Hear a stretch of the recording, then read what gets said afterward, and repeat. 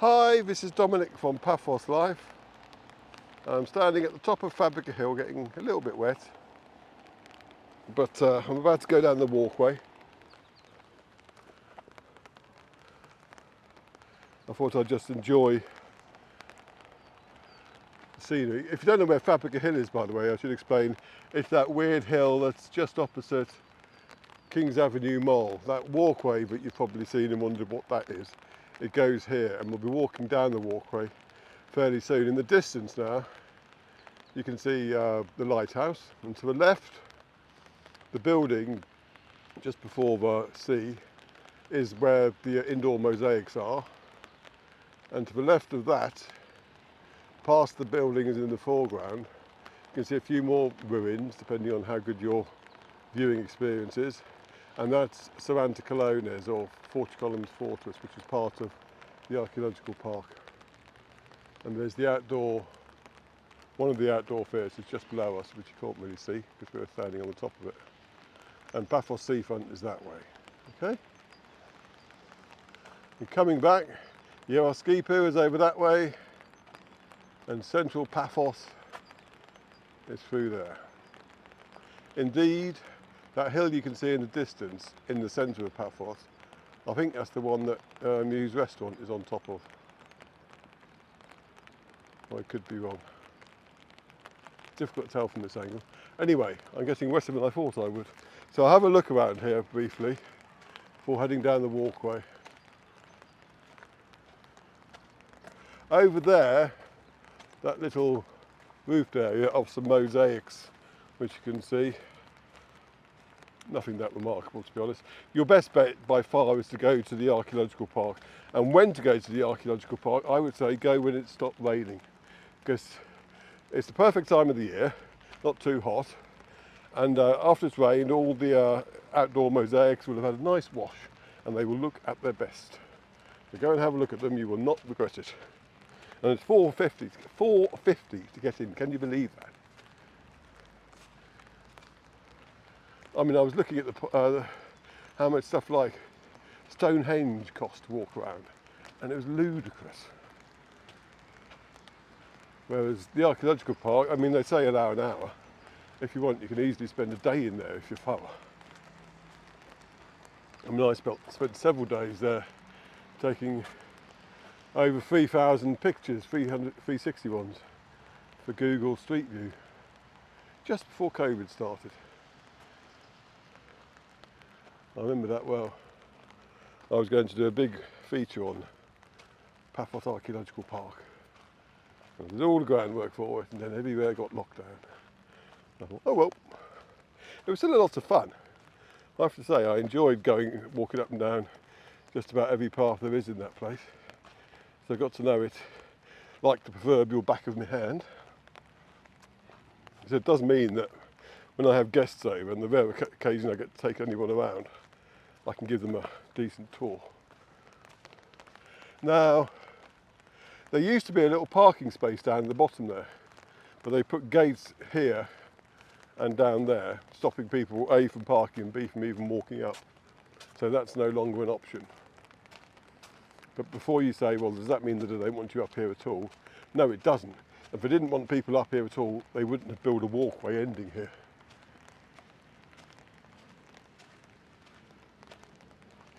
And if you remember from a previous walkway film I did of Fabrica Hill,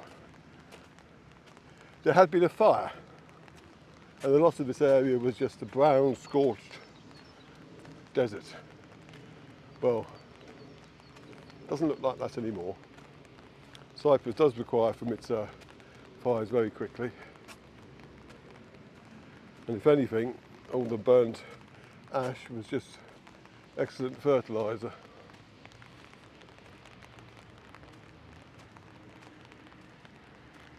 So we're coming onto the walkway, and people ask about accessibility. From the bottom, not an issue. When you get up here, well,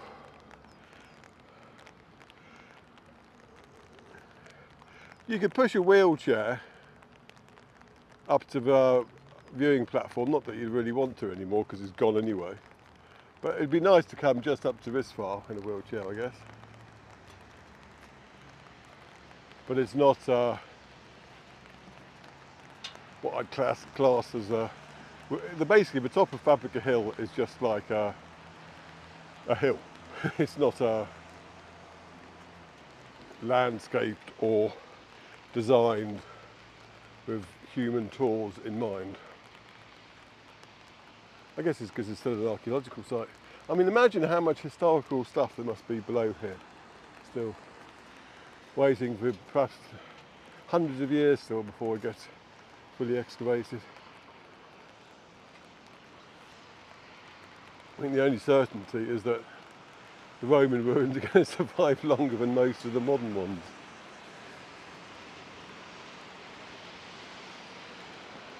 It's kind of a weird prospect. Right, over there, and I'll show it again in a little while, is where another place they've been excavating, inside the hill. Because basically this used to be a city. And pretty much anywhere you dig, you're going to find old ruins. I mean, God knows what was under the mall when they were building that. And on the other side, there's a little archaeological exhibit there. And I did go and take a look at it, but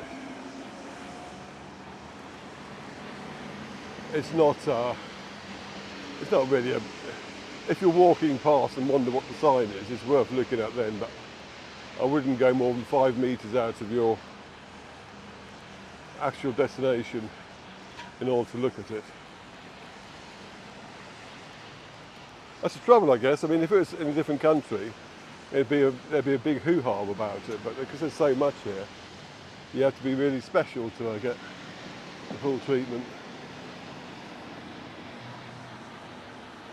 Right, I'm going to try and film more on the roundabout side so I don't film these people walking up to me. And it's funny when you consider how touristy the whole area is, not touristy, commercial in terms of building work, etc. There's a whopping great field in the middle over there. And beyond that it looks like a graveyard. Yeah, so I wonder if that's an old Turkish Cypriot graveyard over there. That will require its own investigation, I think. Because Paphos, pre-1974, was much more of a mix between Greek and Turkish Cypriots. But after the invasion and the illegal occupation of the north of Cyprus, the Turkish Cypriots were moved north and the Greek Cypriots living there were moved to the Republic, which is here. So this does also explain why you'll get, like, especially in Old Town, which is where a lot of the Turkish Cypriots live, hence the mosque, why there's still quite a number of run-down buildings there. But anyway, let's have another look at the roundabout. The roundabout itself is a stylised map of Paphos, believe it or not. And behind that, it's where I finished my previous film on the Ice Age exhibit they got there. We march onwards. Oh, that's a bit slippery. You've got Fabrica Hill over there still. And you can see various holes within the catacombs.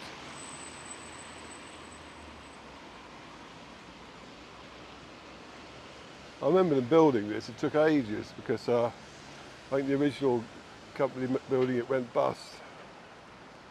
But it got finished in the end. One of the key Cypriot expressions you'll get to know and love is siga siga, which means slowly, slowly. That's how things happen. I remember in a recent film, actually, you'd have probably seen it before this one, because I need to post as both of them, but I think that one will come first, where I drive from Trimifausa to the harbour via a nice back route that I know. We go past a car electrical shop, and I remember going up there to get something done, and But how long will it take? And he said, oh, I'll be 10 minutes. And he smiled and he said, they're Cypriot minutes. Siga siga. And sure enough, it was longer than 10 minutes. But it got done, and it was done really well. So there you go. I mean, if you come to Cyprus for a busy life, you come for the wrong reasons. Right, I'm going to finish the film looking out towards the archaeological park, the lesser visited areas of the archaeological park. I mean, in this area, it's mainly overgrown, but there are a few basilicas which have been uncovered. You can't actually go inside them though, because they've got gates on that are locked. But when you get just beyond this hill, there's an area called Tumpelos, which I love. It's an old Roman garrison and an ancient basilica and other things as well beside. It's behind, on the other side of that hill and a bit. And it's great fun to go exploring there with your kids. And you won't get many people there because it's the furthest point away from the mosaics and that, which is what most people come for. So you can explore and pretend you're Indiana Jones. Can't say further than that. And you can see the Lighthouse Beach kiosk just through there. Where you can get very nice BLTs. Yes. And in front of that, which you can't really see from here, is the ancient city walls. But we're coming down to where we were at the start of the film.